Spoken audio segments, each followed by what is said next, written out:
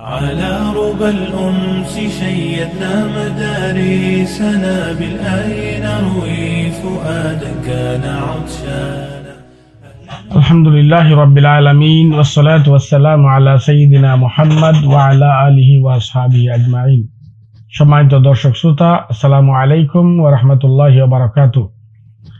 যেভাবে ঈমান আনতে হয় এর ধারাবাহিকতায় আমাদের আজকের আলোচ্য বিষয় আল্লাহর কিতাবের উপর যেভাবে ঈমান আনতে হয়। মানব জাতির হিদায়াত ও কল্যাণে নাজিল করা হয় কিতাব। আল্লাহর কিতাবকে জীবন বিধান হিসাবে গ্রহণ করলে মানুষ ভালোকে ভালো ও মন্দকে মন্দ হিসাবে বুঝতে পারে এবং নিশ্চিতি পায় পরকালে মুক্তি ও জান্নাতের।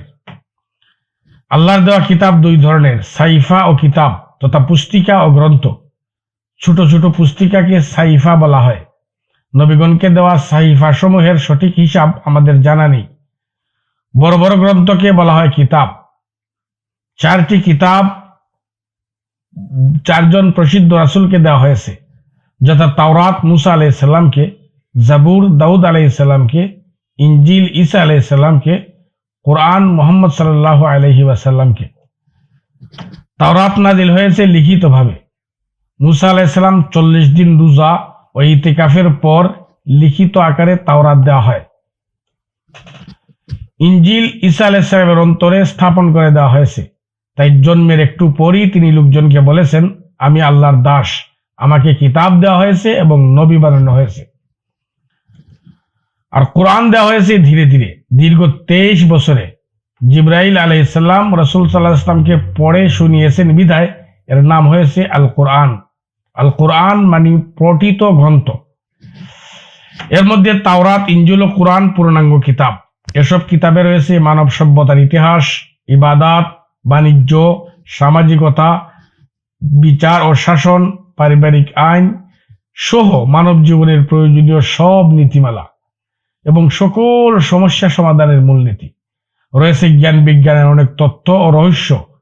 আর জাবুরে ছিল শুধু উপদেশ আর নীতিকথা। আগেকার কোনো কিতাবই সংরক্ষিত নয়।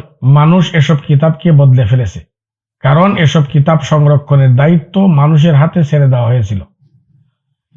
ইনজিলের কোনো কপি কারো হাতে ছিল না, তাই খ্রিস্টানরা ইনজিলের কিছু অংশ, ঈসা আলাইহিস সালামের কিছু বাণী আর ঈসা আলাইহিস সালামের কিছু সিরাত সমন্বয় করে রচনা করেছে বাইবেল। ঈসা আলাইহিস সালামের 7 জন অনুসারী রচনা করেছে বিধায় বাইবেলের 7টি কপি। আল্লাহর কালাম হিসাবে সংরক্ষিত আছে একমাত্র আল কোরআন, কারণ আল্লাহ নিজে কোরআন সংরক্ষণের দায়িত্ব নিয়েছেন। কোরআন কিয়ামত পর্যন্ত আগত মানব জাতির পথ প্রদর্শক, একমাত্র জীবন বিধান। যে ব্যক্তি কোরআনের বিধান মেনে চলল সে মুমিন, আর যে মানল না সে কাফির। কাফির চির জাহান্নামী। তার প্রতি আল্লাহর লানত, ফেরেশতাদের লানত, লানত সকল সৃষ্টির। এতক্ষণ আমরা কিতাব সম্পর্কে শুনলাম। আসুন এবার জেনে নেই কিতাব নাজিলের উদ্দেশ্য। যেসব উদ্দেশ্য নিয়ে কিতাব নাজিল হয়েছে এর অন্যতম হলো সাবধান করা, দুনিয়ার মানুষকে পাপের পরিণতি, আল্লাহর গজব ও আযাবের ভয়াবহতা এবং জাহান্নাম থেকে সাবধান করার জন্য নাজিল হয়েছে আল কোরআন। যেমন ইরশাদ হচ্ছে, এভাবেই তোমার প্রতি নাজিল করেছে আরবি কোরআন, যেন আদিনগর মক্কা ও এর চারপাশে বিদ্যমান দুনিয়ার সবাইকে সাবধান করে দাও। সাবধান করো মহামিলন দিবস সম্পর্কে, যে ব্যাপারে কোনো সন্দেহ নেই। সেদিন একদল যাবে জান্নাতে আর একদল জাহান্নামে। সূরা শূরা আয়াত নম্বর 7। সূরা ইয়াসিনের 6ষ্ঠ ও 7ম আয়াতে ইরশাদ হচ্ছে, আল্লাহ রাব্বুল আলামিন বলেন, এ কোরআন মহা পরাক্রমশালী দয়াময়ের পক্ষ থেকে অবতীর্ণ, যেন সাবধান করো তাদের যাদের পূর্ববর্তীদের সাবধান করা হয়েছে, তথাপিও তারা গাফিল। সূরা মাইদার 44তম আয়াতে ইরশাদ হচ্ছে, আল্লাহ রাব্বুল আলামিন বলেন, আমি নাজিল করেছি তাওরাত, যাতে আছে হিদায়াত ও নূর, যার অনুকরণে ইহুদীদের মাঝে বিচার ও শাসন করেছেন আল্লাহর আজ্ঞাবহ নবী, আলিম ও আবেদগণ, কারণ তারা কিতাবটি সংরক্ষণের দায়িত্বে নিয়োজিত ছিল। তারা এর প্রত্যক্ষ সাক্ষী। আমার বিধান মানার ব্যাপারে মানুষকে ভয় করো না, বরং না মানার পরিণতির কথা ভেবে শুধু আমাকেই ভয় করো। সামান্য দুনিয়ার বিনিময়ে আমার বিধান বাদ দিয়ে অন্য কিছু গ্রহণ করো না, মনে রেখো, যে ব্যক্তি আল্লাহর নাজিলকৃত বিধান মতে বিচার ও শাসন করে না সে কাফির। কোরআন নাজিলের দ্বিতীয় উদ্দেশ্য হিদায়ত। কিতাব নাজিলের অন্যতম উদ্দেশ্য মানব জাতির হিদায়ত। হিদায়ত শব্দের দুই অর্থ: গন্তব্যে পৌঁছে দেওয়া বা পথ প্রদর্শন করা। কোরআন মুমিনদেরকে গন্তব্যে তথা জান্নাতে পৌঁছে দেয়, আর অন্যদেরকে শুধু পথ দেখিয়ে দেয়। ইরশাদ হচ্ছে, আল্লাহ রাব্বুল আলামিন বলেন, ওই কিতাবটি এতে সন্দেহের অবকাশ নাই, গন্তব্যে পৌঁছে দেয় মুত্তাকিদের। সূরা বাকারা আয়াত নম্বর 2।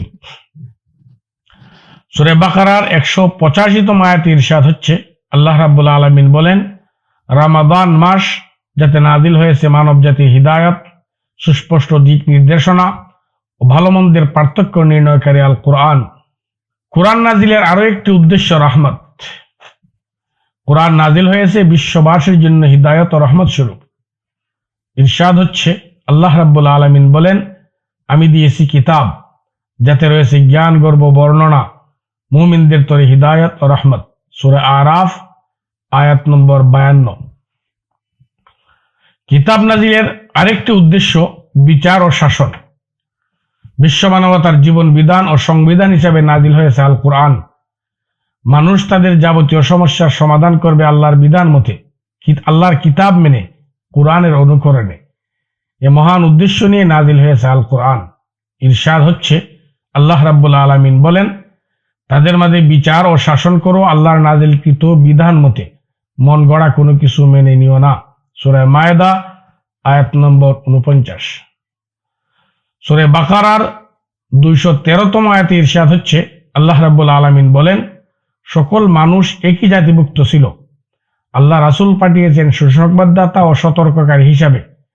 মানুষের যাবতীয় বিবাদে বিচার করতে নাজিল করেছেন যথার্থ কিতাব। সূরা মায়েদার 49তম আয়াতে ইরশাদ হচ্ছে, আল্লাহ রাব্বুল আলামিন বলেন, বিচার ও শাসন করতে হবে আল্লাহর নাজিলকৃত বিধান মতেই, মন গড়া নীতি মেনে নয়। যারা মন গড়া পথে চলে এদের বর্জন করো, যেন আল্লাহর কোনো বিধান থেকে তোমাকে বিচ্যুত করতে না পারে। সূরা সাদের 26তম আয়াতে ইরশাদ হচ্ছে, আল্লাহ রাব্বুল আলামিন দাউদ আলাইহিস সালামকে উদ্দেশ্য করে বলেন, দাউদ, আমি জমিনে তোমাকে খলিফা বানিয়েছি, যেন বিচার ও শাসন করো সত্য কিতাব মতে, মন গড়া নীতি মেনে নয়, তাতে আল্লাহর পথ থেকে তুমি বিচ্যুত হয়ে যাবে। কোরআন নাজিলের আরেকটি উদ্দেশ্য জীবন বিধান। ইসলাম অর্থ আত্মসমর্পণ করা। মুসলমান হওয়া মানে আল্লাহর বিধানের কাছে আত্মসমর্পণ করে জীবন বিধান হিসেবে আল কোরআনকে মেনে নেওয়া। তাই কোরআনকে কেন্দ্র করে কোরআনের বাতানো পথে পরিচালিত হবে মুসলমানের জীবন। যে ব্যক্তি আল্লাহর কাছে আত্মসমর্পণ করে মুসলমান হলো, সে মন গড়া কোনো কিছু মেনে নিতে পারে না, কারণ এমন করলে আল্লাহর দেওয়া সীমানা লঙ্ঘিত হবে। এতে সে প্রতারক হিসেবে চিহ্নিত হবে, মুনাফিক হয়ে চির জাহান্নামী হয়ে যাবে।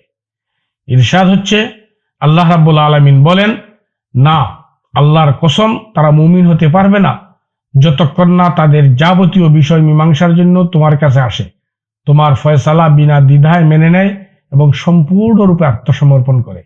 সূরা নিসা আয়াত নম্বর 65। সূরা মাইদার 50তম আয়াতে ইরশাদ হচ্ছে, আল্লাহ রাব্বুল আলামিন বলেন, তারা কি জাহিলি বিধান চায়? অনুগত জাতির জন্য আল্লাহর চেয়ে উত্তম বিধানদাতা আর কে? সূরা নূরের 47 থেকে 51তম আয়াতে ইরশাদ হচ্ছে, আল্লাহ রাব্বুল আলামিন বলেন, তারা বলে, আমরা আল্লাহ রাসূল বিশ্বাস করি, তাদের আনুগত্য করি, এরপর ফিরে যায়। এরা মুমিন নয়, কারণ বিচার ও শাসনের জন্য আল্লাহ ও রাসূলের প্রতি আহ্বান করা হলে এরা বিমুখ হয়ে যায় আর ব্যক্তিগত ফায়দার জন্য লালায়িত হয়ে এগিয়ে আসে। তবে কি এদের অন্তরে বিমার, না এরা সন্দিহান, নাকি আল্লাহ ও রাসূল থেকে অবিচারের আশঙ্কা করছে? আসলে এরাই অবিচারী। জীবন বিধানের জন্য আল্লাহ ও রাসূলের তথা ইসলামী শরিয়ার প্রতি আহ্বান করা হলে মুমিনদের কথা হবে একটাই, শুনলাম আর মেনে নিলাম। যারা এমন করে তারাই সফল।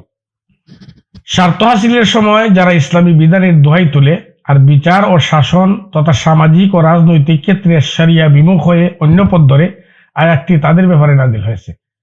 এরা মুমিন নয়, এরা মুনাফিক। মুসলিম পরিচয়ে প্রতারণার অপরাধে জঘন্যতম অপরাধী। এরা নিক্ষিপ্ত হবে জাহান্নামের অতল গহ্বরে। সম্মানিত দর্শক শ্রোতা, এতক্ষণ আমরা শুনলাম কোরআন কি উদ্দেশ্যে নাজিল করা হয়েছে। আমরা যা আলোচনা করলাম কোরআন নাজিলের উদ্দেশ্য সম্পর্কে, আল্লাহ রাব্বুল আলামিন পবিত্র কোরআনে আরো অনেক কিছু বলেছেন। সংক্ষিপ্ত করার জন্য বিস্তারিত আলোচনা করা হলো না। আসুন এবার আমরা জেনে নেই কোরআনে কোন কোন বিষয়ে আলোকপাত করা হয়েছে। আল্লাহ রাব্বুল আলামিন মানব জীবনের প্রয়োজনীয় সকল বিষয়ই পবিত্র কোরআনে আলোচনা করেছেন। আমরা কিছু বিষয় এখানে আপনাদের সামনে উপস্থাপন করছি। যেমন ইতিহাস।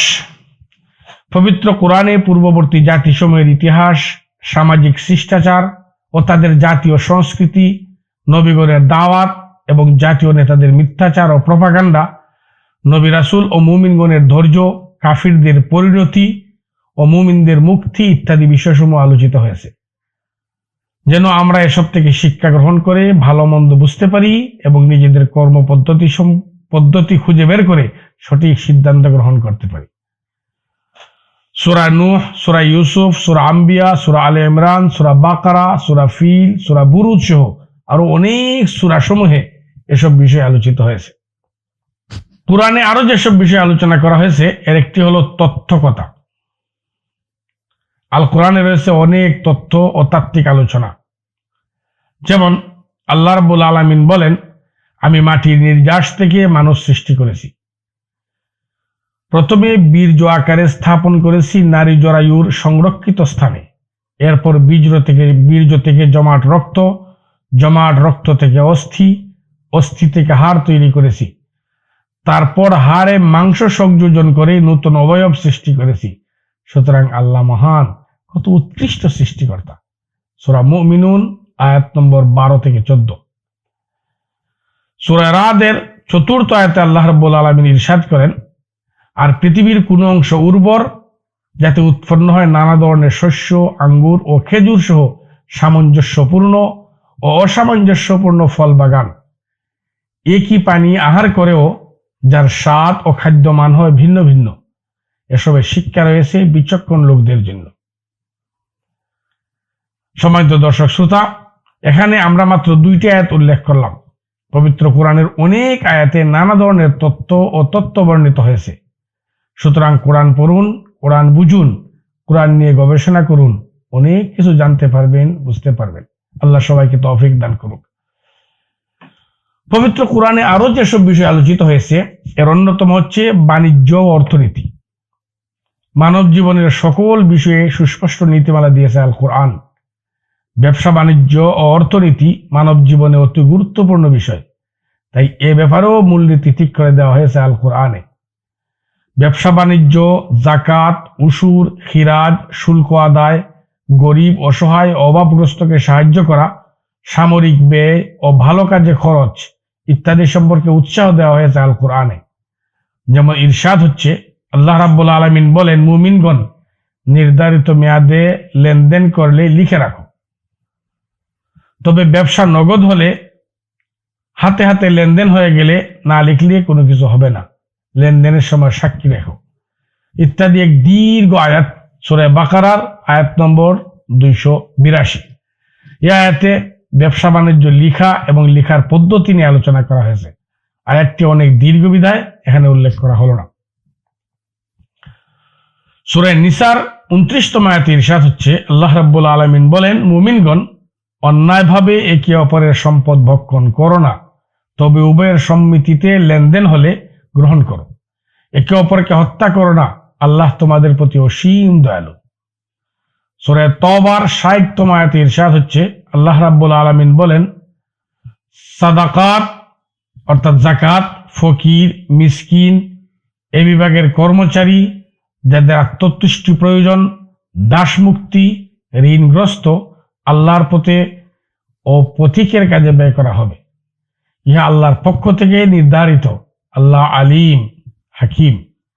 এই আয়াতে যাকাত কাদেরকে দেওয়া হবে এ সংক্রান্ত আলোচনা হয়েছে।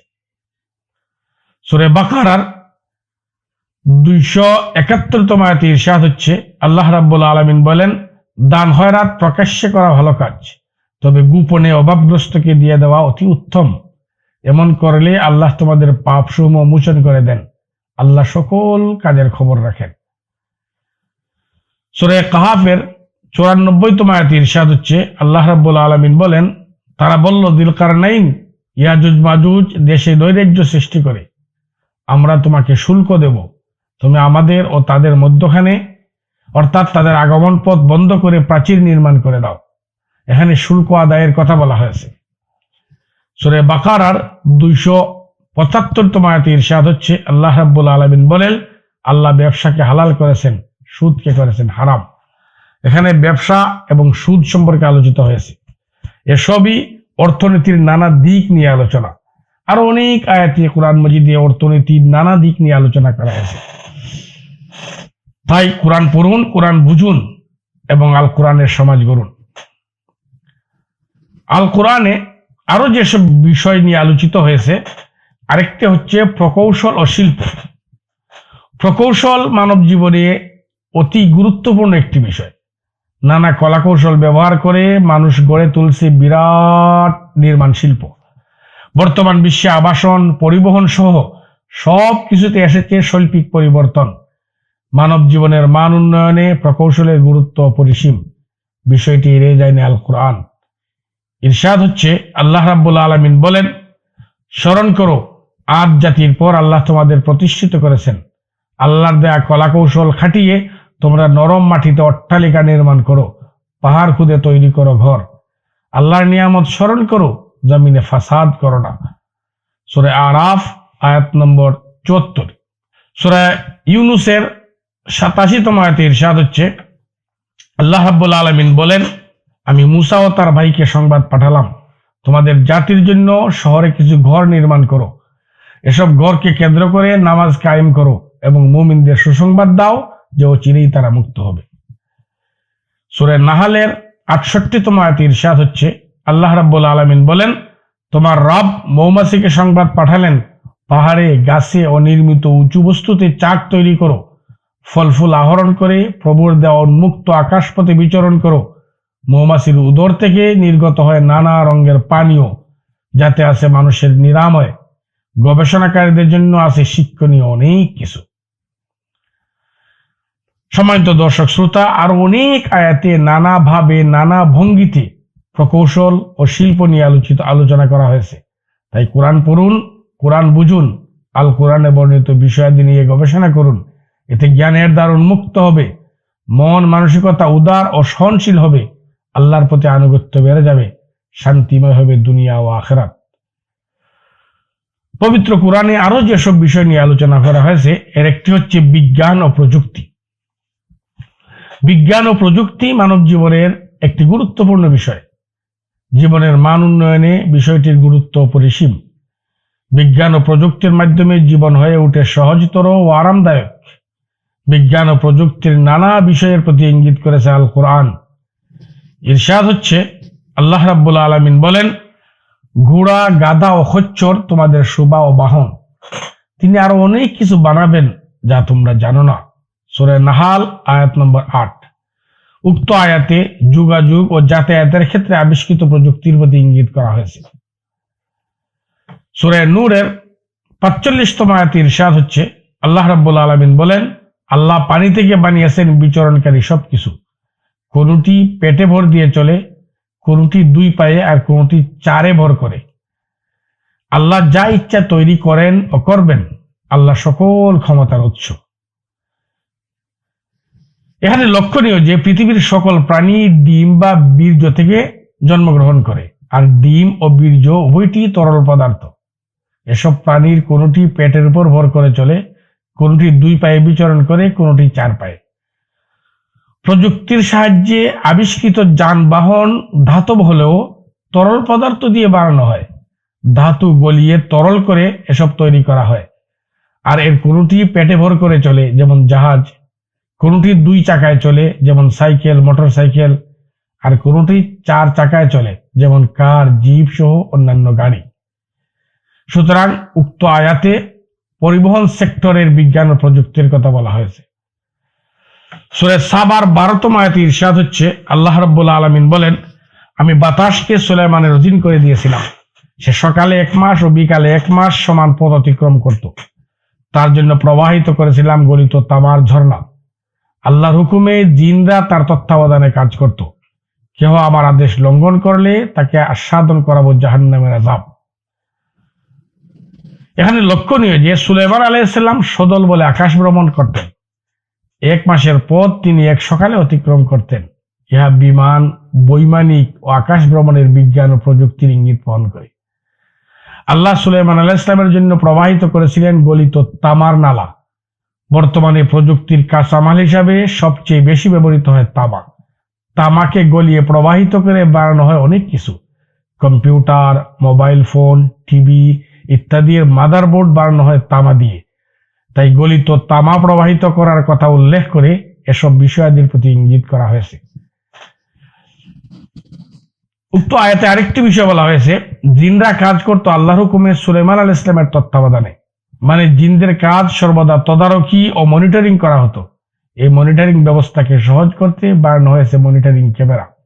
সূরা নামলের 44তম আয়াতে ইরশাদ হচ্ছে, আল্লাহ রাব্বুল আলামিন সুলাইমান আলাইহিস সালাম সম্পর্কে বলেছেন, আয়াতটি জানার আগে আসলে আয়াতের পটভূমি জেনে নেওয়া উচিত। আয়াতটির পটভূমি হচ্ছে যে সুলাইমান আলাইহিস সালাম ছিলেন বিশ্ব শাসক। একদিন তার গোয়েন্দা পাখি হুদহুদ খবর দিল ইয়ামানের এক অঞ্চলে রাজত্ব করছে এক রানী। সুলাইমান আলাইহিস সালাম রানী বিলকিসকে লিখে পাঠালেন, আমার সাথে দম্ভ করো না, আত্মসমর্পণ করে চলে আসো। রানী আত্মসমর্পণ করে রওনা হলো। সুলাইমান আলাইহিস সালাম খবর পেলেন রানীর পায়ের নলা গাধার পায়ের মতো। তিনি কাচের প্রাসাদ তৈরি করলেন। ফটকে বানানো হলো স্বচ্ছ পানির প্রবাহমান ঝর্ণা। পানির উপর পরিচ্ছন্ন কাচের সেতু, নিচে রং বেরঙের মাছ। কৃত্রিম উপায়ে পানিতে ঢেউ তোলা হলো। রানীকে বলা হলো প্রাসাদে প্রবেশ করো। সে মনে করলো স্বচ্ছ জলাশয়, তাই নলার কাপড় তুলে ফেলল। সুলাইমান আলাইহিস সালাম বললেন, ইহা স্বচ্ছ কাচ নির্মিত প্রাসাদ। রানী বলল, হে রব, আমি পাপ করে ফেলেছি। আমি সুলাইমানের সাথে সর্বজগতের রবের কাছে আত্মসমর্পণ করছি। সূরা নামল আয়াত নম্বর 44। উক্ত আয়াতে যে উন্নত প্রযুক্তির কথা বলা হয়েছে তা বর্তমান যুগেও বিরল। এভাবে সূরা আহকাফের 24তম আয়াত থেকে আবহাওয়া, সূরা বাকারার 73তম আয়াত থেকে তথ্য ইত্যাদি নানা আয়াত থেকে নানাভাবে বিজ্ঞান ও প্রযুক্তির প্রতি ইঙ্গিত পাওয়া যায়। তবে সবচেয়ে উন্নত, সর্বাধুনিক, নিরাপদ, সুন্দর ও মনোমুগ্ধকর প্রযুক্তি হবে জান্নাতে। সেখানকার সব কিছু মানুষের মনের কথা বুঝবে, মনের বাসনা শুনবে। জান্নাতের সব কিছু হবে অনুভূতিশীল। তাই মানুষ যা ইচ্ছা করবে তাই হাজির হয়ে যাবে, যা চাইবে তাই পেয়ে যাবে। জান্নাতের আবহাওয়া, জমিন ও গাছপালা হবে মানবদেহের সম্পূর্ণ প্রতিকূল। তাই সেখানে রোগ ব্যাধি হবে না। জান্নাতে কেউ বৃদ্ধ হবে না, ক্লান্ত হবে না, গরমে বা শীতে কষ্ট পাবে না। সেখানে ময়লা বা ধূলিকণা হবে না, মিজাজ খিটখিটে হবে না, বিরক্তি ভাব আসবে না। জান্নাতে সদা থাকবে ফুরফুরা মিজাজে, আনন্দে, উল্লাসে। জান্নাতের দৃষ্টিশক্তি, শ্রবণ শক্তি, দৈহিক শক্তি, যৌবন শক্তি সহ সকল প্রকার শক্তি হবে শীর্ষ পর্যায়ে। দুনিয়ায় দূরবীক্ষণ বা অনুবীক্ষণ লাগিয়ে যা দেখা যায় এর চেয়ে 100 গুণ বেশি হবে সেখানকার দৃষ্টিশক্তি। দুনিয়ায় রেডিও, টেলিভিশন, টেলিফোন ইত্যাদি প্রযুক্তি ব্যবহার করে যত দূর শোনা যায় এর চেয়ে 100 কোটি দূরত্বে শোনার শক্তি হবে তখন এমনিতেই। তাই তো 10 বা ততোধিক দুনিয়া সমান সাম্রাজ্যের মালিক প্রতিটি মানুষ তার সাম্রাজ্যের সব দেখতে পাবে। এমনকি ইচ্ছা করলে জাহান্নামে পরিচিত জনকে দেখা যাবে। জান্নাতে যাতায়াত এত সহজ হবে যে যেখানে যেতে মনস্থ করবে মুহূর্তেই সেখানে পৌঁছে যাবে। এর জন্য কোনো বাহনের দরকার হবে না। এসব উন্নত প্রযুক্তির নানা বিষয়ও তুলে ধরেছে পাক কোরআন। সম্মানিত দর্শক শ্রোতা, পবিত্র কোরআনে আরো যেসব বিষয় নিয়ে আলোচনা হয়েছে এর একটি হচ্ছে সামাজিক শান্তি ও নিরাপত্তা। সামাজিক শান্তি ও শৃঙ্খলা মানব জীবনে অতি গুরুত্বপূর্ণ বিষয়। সমাজে শান্তি না থাকলে মানুষ নিরাপত্তাহীন হয়ে যায়। শুরু হয় দুর্নীতি, খুন, ছিনতাই, রাহাজানি, নেমে আসে মানবিক বিপর্যয়। শান্তি শৃঙ্খলা ভঙ্গের মূল কারণ নীতিহীনতা। নীতিহীনতার মূলে রয়েছে প্রভাবশালীদের লাগামহীনতা, আর লাগামহীনতা সৃষ্টি হয় জবাবদিহিতা না থাকলে। এবং আল্লাহর কাছে জবাবদিহিতাই আসল জবাবদিহিতা। অন্তরে আল্লাহর ভয় না থাকলে মানুষ লাগামহীন হয়ে ওঠে। মনের চাহিদা মিটাতে বেছে নেয় পাপের পথ, শুরু করে দুর্নীতি। ফলে সমাজের শান্তি শৃঙ্খলা নষ্ট হয়, সৃষ্টি হয় নিরাপত্তাহীনতা। মোট কথা, পাপাচার, নীতিহীনতা, আখিরাত বিমুখতা ও দুনিয়ার লোভ হচ্ছে শান্তি শৃঙ্খলা নষ্টের মূল কারণ। পবিত্র কোরআন যাবতীয় অশান্তি ও বিশৃঙ্খলার মূলে আঘাত হেনেছে। ইরশাদ হচ্ছে, আল্লাহ রাব্বুল আলামিন বলেন, ফিতনা হত্যার চেয়ে জঘন্য। সূরা বাকারা আয়াত নম্বর 191। সূরা আরাফের 56তম আয়াতে ইরশাদ হচ্ছে, আল্লাহ রাব্বুল আলামিন বলেন, শান্তি ফিরিয়ে আনার পর জমিনে ফাসাদ করো না, আল্লাহকে ডাকো ভীতি ও আশা সহকারে, আল্লাহর রহমত সৎ লোকদের অতি নিকটে।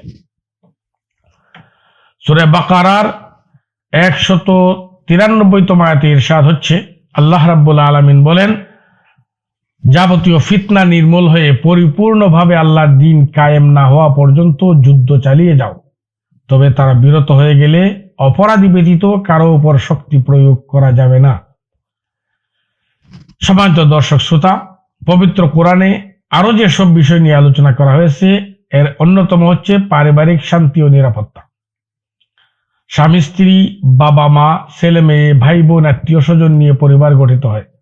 পারিবারিক শান্তি শৃঙ্খলার মূল বিষয় একে অপরের হক দেওয়া, পরস্পরকে ক্ষমা করা, সুখে দুঃখে এগিয়ে আসা, মিলেমিশে থাকা, সবাইকে উপযুক্ত সম্মান দেওয়া ও পরস্পরের প্রতি শ্রদ্ধাবোধ হওয়া ইত্যাদি। পারিবারিক শান্তি শৃঙ্খলা অতি গুরুত্বপূর্ণ বিষয়। পরিবারের শান্তি না থাকলে জীবনটা দুর্বিষহ হয়ে ওঠে। তাই বিষয়টিকে খুব গুরুত্ব দিয়েছে আল কুরআন। ইরশাদ হচ্ছে, আল্লাহ রাব্বুল আলামিন বলেন, আত্মীয় স্বজনের হক দাও মিসকিন ও পথিকের, এতে ব্যতিক্রম করো না। সূরা ইসরা আয়াত নম্বর 26। সূরা আহজাবের 6ষ্ঠ আয়াতে ইরশাদ হচ্ছে, আল্লাহ রাব্বুল আলামিন বলেন, নবী মুমিনদের প্রাণের চেয়ে আপন, তার পত্নীগণ তাদের মা, হিজরতকারী মুমিন আত্মীয়গণ একে অপরের আপন। আত্মীয়দের সাথে সদাচার করো, ইহা কিতাবে লিপিবদ্ধ বিধি। সূরা নিসার 35তম আয়াতে ইরশাদ হচ্ছে, আল্লাহ রাব্বুল আলামিন বলেন, স্বামী স্ত্রীর মাঝে বিচ্ছেদের আশঙ্কা করলে স্বামীর পরিবার থেকে একজন ও স্ত্রীর পরিবার থেকে একজন বিচারক নিযুক্ত করো। উভয়ে মীমাংসা চাইলে আল্লাহ তাদের মিলিয়ে দেবেন। আল্লাহ সব জানেন, সব খবর রাখেন। পবিত্র কোরআনে আরো যেসব বিষয় নিয়ে আলোচনা হয়েছে, এর একটি হচ্ছে আন্তর্জাতিক শান্তি ও নিরাপত্তা। আন্তর্জাতিক শান্তি ও নিরাপত্তা বলতে বোঝায় আন্তর্জাতিক পরিসরে শান্তিপূর্ণ যাতায়াত, শান্তিপূর্ণ ব্যবসা ও ভ্রমণ ইত্যাদি। আর এর জন্য প্রয়োজন নিরাপত্তা ও শান্তি। আন্তর্জাতিক নিরাপত্তার সবচেয়ে বড় হুমকি যুদ্ধ। তাই যুদ্ধ বন্ধ করতে শান্তি চুক্তি করা হয়। বিষয়টির প্রতি গুরুত্ব দিয়ে ইরশাদ হচ্ছে, আল্লাহ রাব্বুল আলামিন বলেন, শত্রুরা শান্তির প্রতি আগ্রহী হলে তোমরাও আগ্রহী হও, আর তারা শান্তির বাহানায় প্রতারণা করতে চাইলে তোমরা আল্লাহর উপর তাওয়াক্কুল করো। আল্লাহ সর্বশ্রোতা, মহাজ্ঞানী। সূরা আনফাল আয়াত নম্বর 61। পবিত্র কোরআনে আরো যেসব বিষয় আলোচিত হয়েছে, এর একটি হচ্ছে ব্যক্তি স্বাধীনতা। প্রতিটি মানুষ স্বাধীনভাবে জীবন কাটাবে, নিরাপদে যাতায়াত করবে, পছন্দ মতো কাজ করবে, তার জীবন, স্বাস্থ্য, ইজ্জত, আবরু নিরাপদ থাকবে। কেউ তাকে গালি দিবে না, কষ্ট দিবে না, তার সম্পদ কেড়ে নিবে না, তার ইজ্জতে আঘাত করবে না, ব্যক্তিগত বিষয়ে হস্তক্ষেপ করবে না, কেউ তার পিছু লাগবে না, তার উপর নজরদারি করবে না ইত্যাদি হচ্ছে ব্যক্তি স্বাধীনতা। ব্যক্তি স্বাধীনতা মানব জীবনে অতি গুরুত্বপূর্ণ। এ সম্পর্কে কল্যাণকর ও সঠিক নীতিমালা দিয়েছে আল কোরআন। ইরশাদ হচ্ছে, আল্লাহ রাব্বুল আলামিন বলেন, মুমিনগণ, অন্যের ব্যাপারে অধিক পরিমাণে ধারণা করা থেকে বেঁচে থাকো, কারণ কোনো ধারণা পাপ। তোমরা একে অপরের গোপন বিষয়ের সন্ধান করো না, পরস্পরের নিন্দা করো না। তোমাদের কেউ কি মৃত ভাইয়ের মাংস খেতে পছন্দ করবে? তা করবে না। আল্লাহর পাকড়াও থেকে বাঁচো, নিশ্চয় আল্লাহ তওবা কবুলকারী, রাহিম। সূরা হুজরাত আয়াত নম্বর 12। সুতরাং কোন মুসলমানের গোপনীয় বিষয়ের সন্ধান করা, বিনা অনুমতিতে কারো ছবি উঠানো বা কারো কথা রেকর্ড করা, কোন মুসলমানের একান্ত বিষয়ে কথা বলা বা গোপন কিছু প্রকাশ করা, তার গীবত বা নিন্দা করা, তার ব্যাপারে কুধারণা করা ইত্যাদি অন্যায় ও পাপ। এসব তার ব্যক্তি স্বাধীনতায় হস্তক্ষেপ। পবিত্র কোরআন কঠিন ভাষায় এসব কাজের নিন্দা করেছে এবং সকল প্রকার পাপ কাজ পরিহারের নির্দেশ দিয়েছে। সূরা বনী ইসরাঈলের 33তম আয়াতে ইরশাদ হচ্ছে, আল্লাহ রাব্বুল আলামিন বলেন, ন্যায়সঙ্গত অধিকার ব্যতীত কাউকে হত্যা করো না। কেউ অন্যায়ভাবে নিহত হলে তার ওয়ালিকে প্রতিশোধ বা ক্ষমার অধিকার দেওয়া হলো, তবে সে যেন হত্যার ব্যাপারে সীমা লঙ্ঘন না করে। এমন করলে তাকে সাহায্য করা হবে।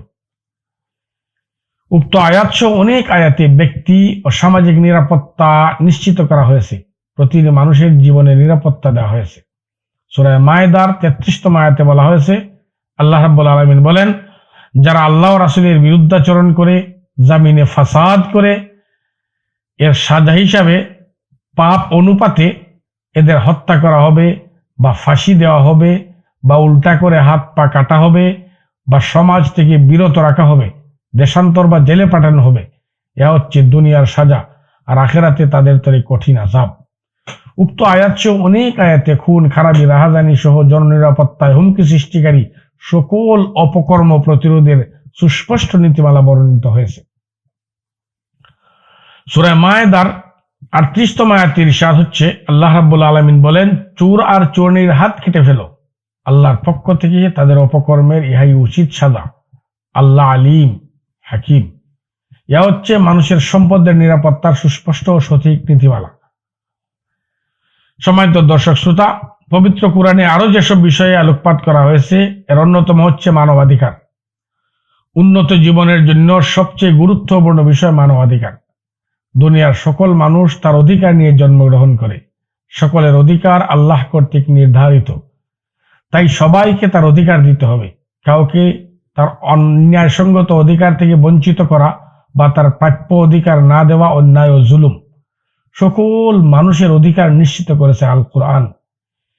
ইরশাদ হচ্ছে, আল্লাহ রাব্বুল আলামিন বলেন, আল্লাহ আদেশ দিচ্ছেন, প্রত্যেকের কাছে তার প্রাপ্য পৌঁছে দাও। মানুষের মাঝে বিচার ও শাসন করো ইনসাফের সাথে। আল্লাহ কত সুন্দর আদেশ দিচ্ছেন। আল্লাহ সর্বশ্রোতা, সর্বদ্রষ্টা। সূরা নিসা আয়াত নম্বর 58। সূরা তাহার 111তম আয়াতে ইরশাদ হচ্ছে, আল্লাহ রাব্বুল আলামিন বলেন, আর সেদিন চিরঞ্জীব, চিরসতর্ক আল্লাহর সামনে তারা লাঞ্ছিত হবে। যে ব্যক্তি জুলুমের বোঝা বহন করবে সে ধিক্কৃত হবে। মানবাধিকারের অন্যতম নীতি হচ্ছে সবার জন্য অন্ন, বস্ত্র, বাসস্থান, শিক্ষা, চিকিৎসা ও নিরাপত্তা নিশ্চিত করা। নিরাশ্রয়কে আশ্রয় দেওয়া, নিরাপত্তাহীনকে নিরাপত্তা দেওয়া, নিরন্নকে অন্ন দেওয়া ইত্যাদি। প্রতিটি নাগরিকের অন্ন, বস্ত্র, বাসস্থান, শিক্ষা, চিকিৎসা ও নিরাপত্তা নিশ্চিত করা ইসলামী সরকারের প্রধান দায়িত্ব। এমনকি কোনো শত্রু নিরাপত্তা চাইলে মানবাধিকারের ভিত্তিতে তাকেও নিরাপত্তা দিতে হবে। ইরশাদ হচ্ছে, আল্লাহ রাব্বুল আলামিন বলেন, যুদ্ধরত কোনো শত্রু আশ্রয় চাইলে তাকে আশ্রয় দাও। তাকে আল্লাহর বিধান সম্পর্কে অবগত করো, যেন ইচ্ছা করলে সে জাহান্নাম থেকে মুক্ত হয়ে জান্নাতের অধিকারী হতে পারে। আর চলে যেতে চাইলে তাকে নিরাপদ আশ্রয়ে পৌঁছে দাও, কারণ তারা অজ্ঞ। সূরা তাওবা আয়াত নম্বর 6। যে ব্যক্তির হিতাহিত জ্ঞান আছে সে কখনো জাহান্নামের পথে চলে নিজের সর্বনাশ করতে পারে না। জ্ঞানী মানুষ সর্বপ্রথম নিজের নিরাপত্তা ও শান্তি কামনা করে, আর কাফির ইসলাম বিমুখ হয়ে নিজেকে জাহান্নামে ঠেলে দেয়। তাই তারা অজ্ঞ বয়া কি। সম্মানিত দর্শক শ্রোতা, পবিত্র কোরআনে আরো যেসব বিষয় নিয়ে আলোকপাত করা হয়েছে, এর অন্যতম হচ্ছে নারী অধিকার। সৃষ্টিগতভাবে নারী দুর্বল ও কোমল। এই সুযোগে নারীর উপর অত্যাচার, নারীর মান সম্মান নিয়ে তামাশা ও নারীকে বঞ্চিত করা ফন্দিবাজ সমাজপতিদের স্বভাবজাত অভ্যাস। নারীর মান সম্মানের প্রতি বিশেষ নজর দিয়েছে আল কোরআন। তাদের অধিকার নিশ্চিত করে ঘোষিত হচ্ছে সুস্পষ্ট নীতিমালা। যেমন ফন্দিবাজ পুরুষরা স্ত্রীর সম্পদ কেড়ে নেয়, মা বাবা ও স্বামীর সম্পদ থেকে নারীকে বঞ্চিত করে। নারীকে ঠকাতে তারা নানা ফন্দি আটে। তারা বলে মিরাজ নিয়ে গেলে ভাইয়ের সাথে সম্পর্ক থাকে না। তারা বলে যে নেয় অংশ তার থাকে না বংশ ইত্যাদি নানাভাবে প্ররোচিত করে নারীকে বঞ্চিত করা হয়। ইহা নারীর প্রতি প্রকাশ্য জুলুম। সৃষ্টিগতভাবে নারী কোমল হৃদয় ও মাতৃস্নেহের অধিকারিণী। বাপের স্নেহ, ভাইয়ের আদর, স্বামীর ভালোবাসা ও ছেলের শ্রদ্ধাই নারীকে সবচেয়ে বেশি মুগ্ধ করে। ইসলাম নারীকে পূর্ণ অধিকার দিয়েছে। নারীর ঘাড়ে এমন কোনো দায়িত্ব চাপানো হয়নি যা বহন করা তার জন্য কঠিন হবে। পরিবারের আর্থিক ব্যয় বহন পুরুষের দায়িত্ব, তাই উত্তরাধিকার সম্পদে পুরুষকে নারীর চেয়ে বেশি দিয়ে ইনসাফ ও সাম্য ঠিক রাখা হয়েছে। ইরশাদ হচ্ছে, আল্লাহ রাব্বুল আলামিন বলেন, মা বাবা ও আত্মীয় স্বজনের রেখে যাওয়া সম্পদে পুরুষের অংশ নির্ধারিত, মা বাবা ও আত্মীয় স্বজনের রেখে যাওয়া সম্পদে নারীর অংশ নির্ধারিত, কম হোক বেশি হোক অংশ নির্ধারণ করে দেওয়া হলো। সূরা নিসা আয়াত নম্বর 7। নারী ও পুরুষের সমন্বয়ে গঠিত হয় পরিবার। বিবাহের মাধ্যমে উভয়ে উপকৃত হয়, কিন্তু পুরুষ শক্তিশালী ও কর্মঠ হয় পরিবারের দায়ভার চাপানো হয় পুরুষের ঘাড়ে। বিয়েতে পুরুষ আর্থিকভাবে ক্ষতিগ্রস্ত হলেও নারী উপকৃত হয়। বিয়ের সাথে সাথে স্ত্রীর যাবতীয় দায়ভার স্বামীর উপর চলে যায়। বাড়তি বোনাস হিসাবে নারী পায় মোহর। বিবাহের মাধ্যমে একজন নারী স্বামী পায়, পরিবার পায়, স্ত্রীর মর্যাদা পায়, সাথে পায় মোটা অঙ্কের অর্থ। ইহা কোরআনে বর্ণিত নারী নীতির ফসল। ইরশাদ হচ্ছে, আল্লাহ রাব্বুল আলামিন বলেন, এছাড়া বাকি সব নারীকে তোমাদের জন্য হালাল করা হয়েছে। তোমরা সম্পদ ব্যয় করে আইনসঙ্গতভাবে তাদের সঙ্গী বানাবে, রক্ষিতা বা গোপন বান্ধবী হিসাবে নয়। নারীর নির্ধারিত মোহর আদায় করো। মোহর নির্ধারণের পর উভয়ে সম্মত হয়ে পরিবর্তন করলে পাপ হয় না। আল্লাহ আলিম হাকিম। সূরা নিসা আয়াত নম্বর 24। বিয়ে মানুষের ব্যক্তিগত ব্যাপার। পরিণত বয়সের একজন নারী বা পুরুষ তার ইচ্ছা মতো বিয়ে করবে, ইহাই স্বাভাবিক, কিন্তু এতেও বাদশা যে ফন্দিবাদ সমাজপতিরা। ধরুন একটা মেয়ের স্বামী মারা গেল, এখন সে বিয়ে করবে কি করবে না, করলে কখন কার সাথে করবে ইত্যাদি বিষয়ে সিদ্ধান্ত নেওয়া মেয়েটির অধিকার, কিন্তু ফন্দিবাজরা এ অধিকার থেকেও নারীকে বঞ্চিত করে। নারীটিকে মনে করে হাতের পুতুল, তারা যা বলবে তাই করতে হবে। তারা ঠিক করবে মেয়েটি বিয়ে করবে কি করবে না। বিয়ে করলে তাদের পছন্দ মতো করতে হবে, নতুবা বিয়েই হবে না, বরং অঘোষিত দাসী হয়ে জীবন কাটাতে হবে। এ হচ্ছে সমাজের চিত্র। কিন্তু এ বিষয়ে সুস্পষ্ট নীতিমালা দিয়েছে আল কোরআন। নারীকে সম্পূর্ণ অধিকার ও ক্ষমতা দিয়ে ঘোষিত হচ্ছে। আল্লাহ রাব্বুল আলামিন বলেন, 1 বা 2 তালাকের পর ইদ্যত শেষ হয়ে গেলে উভয়ের সম্মতিতে স্ত্রী যদি নিয়মতান্ত্রিক ভাবে সাবেক স্বামীকে বিয়ে করতে চায় তবে তোমরা বাধা দিও না। এ আদেশ আল্লাহ ও আখিরাতে বিশ্বাসী প্রতিটি মুমিনের জন্য। ইহা তোমাদের তরে উৎকৃষ্ট ও পরিচ্ছন্ন নীতি। আল্লাহ জানেন, তোমরা জানো না। সূরা বাকারা আয়াত নম্বর 232। সূরা নিসার 19তম আয়াতে ইরশাদ হচ্ছে, আল্লাহ রাব্বুল আলামিন বলেন, মুমিনগণ, স্বামী মারা যাওয়ার পর জোরপূর্বক স্ত্রীর অধিকারী হয়ে বনে যাওয়া বৈধ নয়। তোমাদের দেওয়া মোহর উপহার নিয়ে যেতে মেয়েটিকে বাধা দিও না। তবে কেউ প্রকাশ্যে অশ্লীল কাজে জড়িয়ে পড়লে তার ব্যাপার আলাদা। তাদের সাথে ন্যায়সঙ্গত আচরণ করো, তাকে বাধ্য করো না। মনে রেখো, তোমরা অত্যাচার করলেও আল্লাহ হয়তো তার মাঝে অনেক কল্যাণ নিহিত রেখেছেন। সূরা বাকারার 228তম আয়াতে ইরশাদ হচ্ছে, আল্লাহ রাব্বুল আলামিন বলেন, স্বামীর উপর স্ত্রীর অধিকার আছে যেমন আছে স্ত্রীর উপর স্বামীর, তবে স্বামীর মর্যাদা বেশি। আল্লাহ আজিজ হাকিম। সম্মানিত দর্শক শ্রোতা, আরো অনেক আয়াতে নারী অধিকারের নীতিমালা ঠিক করে দিয়েছে আল কোরআন, কিন্তু সমাজের চিত্র উল্টা। কারণ এ সমাজ ইসলামী সমাজ নয়। কোরআনের জ্ঞান শূন্য ফন্দিবাজ নিয়ন্ত্রিত এ সমাজে নারীকে বঞ্চিত করা হয়, স্ত্রীর মোহর আদায় করা হয় না, নববধূর উপর চাপিয়ে দেওয়া হয় ঘর সংসারের যাবতীয় কাজ, যৌতুকের জন্য অত্যাচার, গালমন্দ, মারধর করা হয়। আবার নারী অধিকারের দোহাই তুলে পকেট ভারী করে একদল ফন্দিবাজ, তারা নারী নীতি, নারী সংগঠন সহ কত কিছু তৈরি করে, কিন্তু দুঃখের ব্যাপার, যারা নারী অধিকারের জন্য গলা ফাটায় তারাই নারীর উপর অত্যাচার করে। তাদের মা, বোন, স্ত্রী ও মেয়েরাই অধিকার বঞ্চিত হয়, অমানবিক নির্যাতনে প্রাণ দিতে হয় তাদের ঘরের কাজের মেয়েটিকে। এসব অত্যাচার থেকে নারীকে বাঁচাতে হলে, সমাজকে কলঙ্ক মুক্ত করতে হলে প্রথমে ফন্দিবাজদের ধান্দা থেকে সমাজকে বাঁচাতে হবে। ন্যায়, সাম্য ও ইনসাফের সনদ আল কোরআনের নীতিমালা বাস্তবায়ন করতে হবে। মনে রাখতে হবে, ফন্দিবাজ মুক্ত না হতে পারলে অত্যাচার মুক্ত হওয়া যাবে না।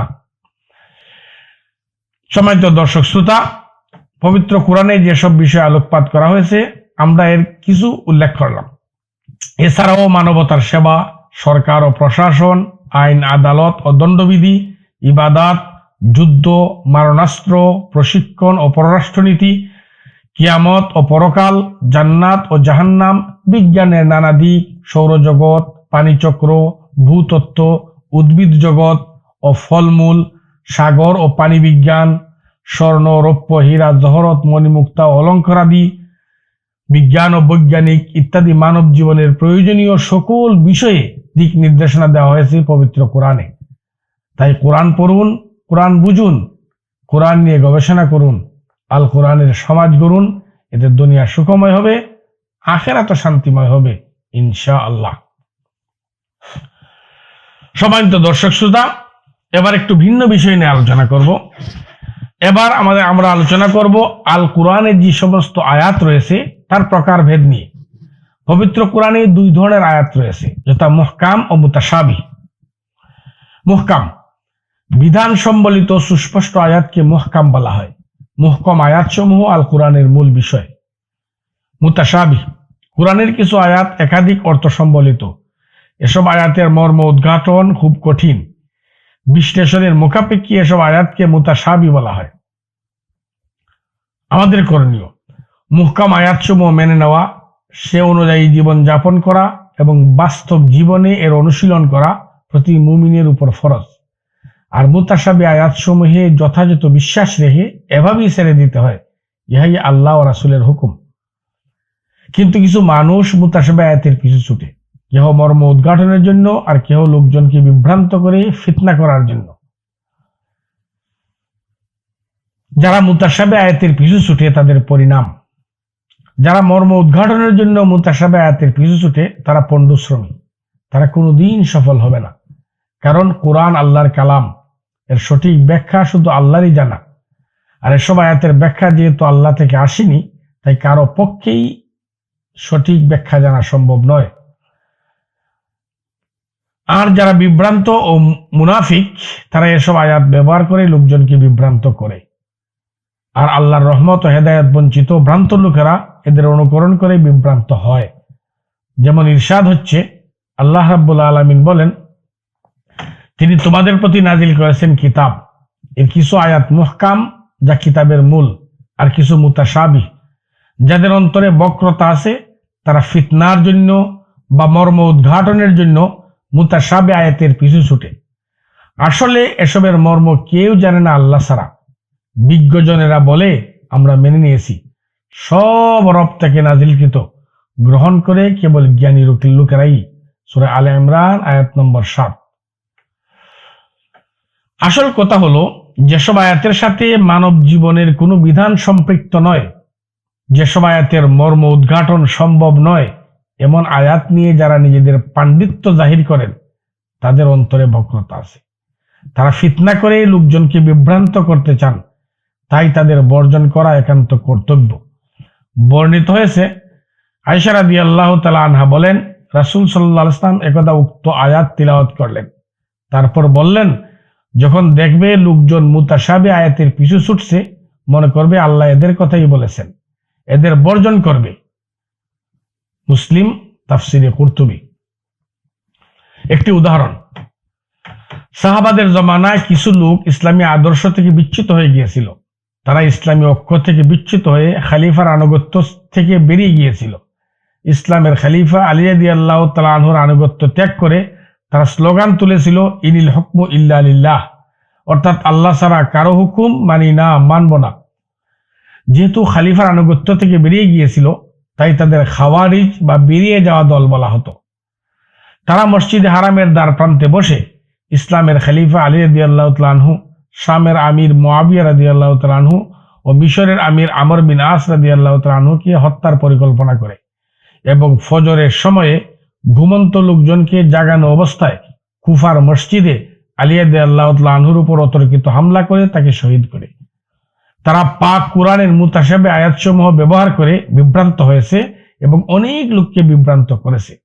তাদের ব্যাপারে বর্ণিত হয়েছে, প্রসিদ্ধ তাবিঈ আবু গালিব রাহিমাহুল্লাহু তাআলা আনহু বলেন, একদা আমি সাহাবী আবু উমামার সঙ্গে ছিলাম।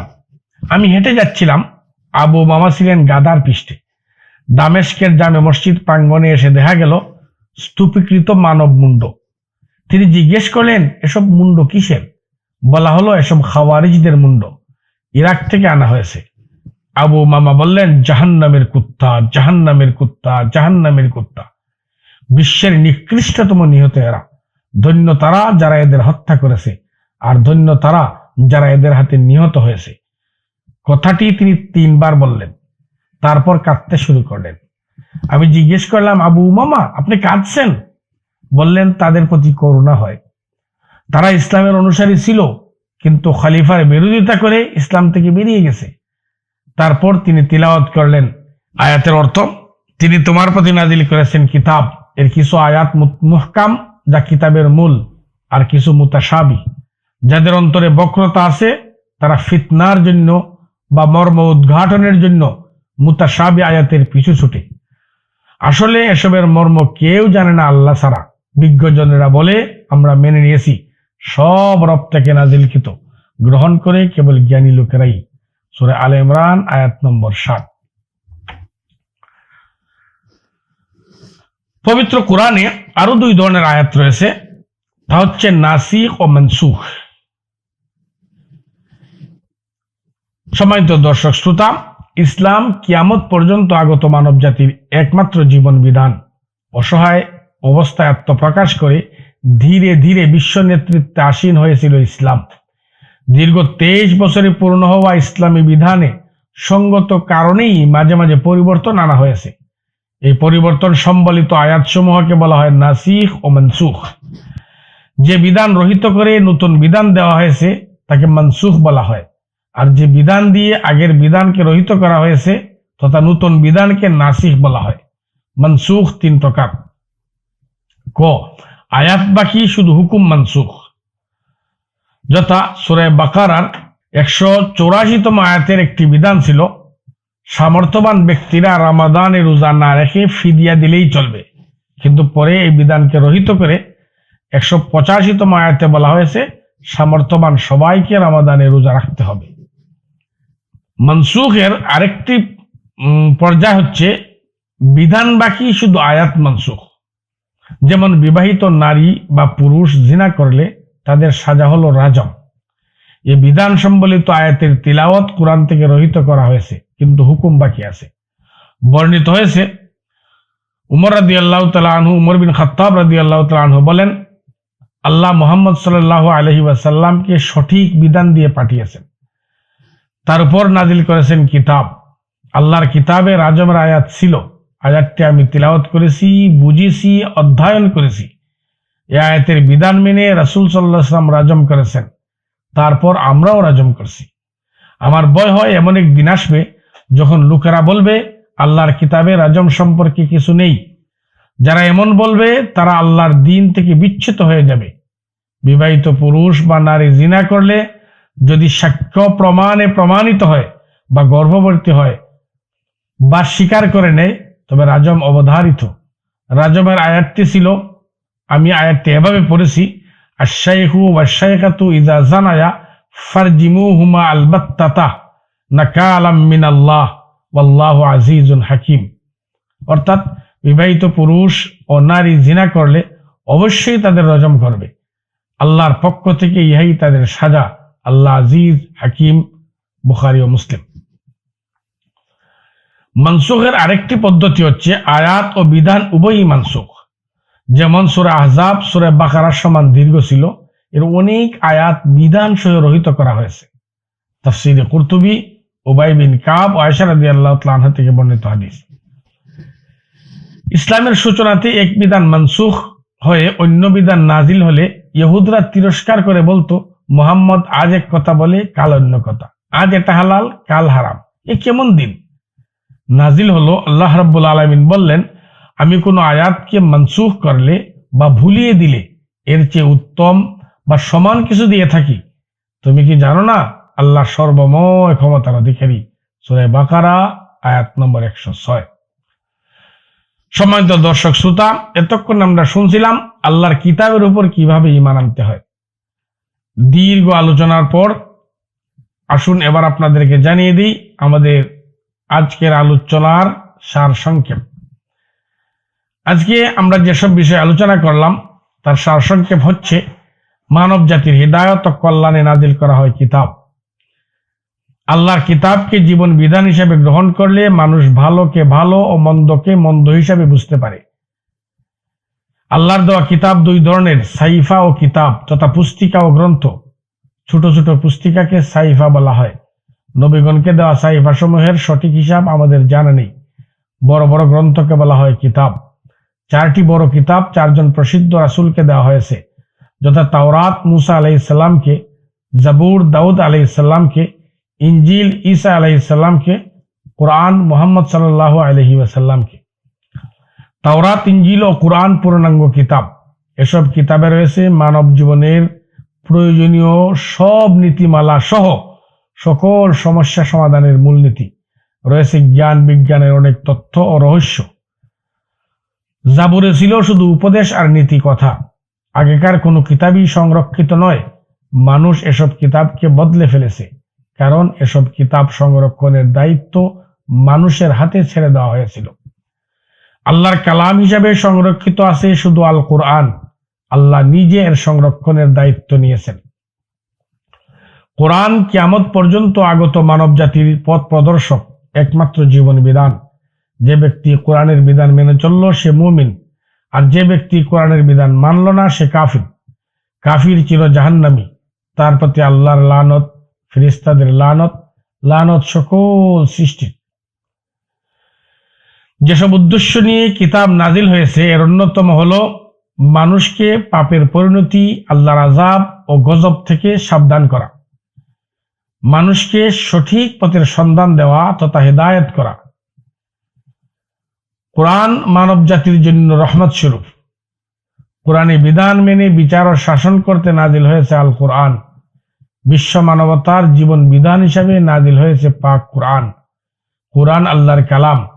পবিত্র কোরআনে রয়েছে মানব জীবনের প্রয়োজনীয় সকল বিষয়ের দিক নির্দেশনা। পবিত্র কোরআনে 2 ধরনের আয়াত রয়েছে, মুহকাম ও মুতাশাবিহ। বিধান সম্বলিত সুস্পষ্ট আয়াতকে মুহকাম বলা হয়। মুহকাম আয়াতসমূহ আল কোরআনের মূল বিষয়। কোরআনের কিছু আয়াত একাধিক অর্থ সম্বলিত।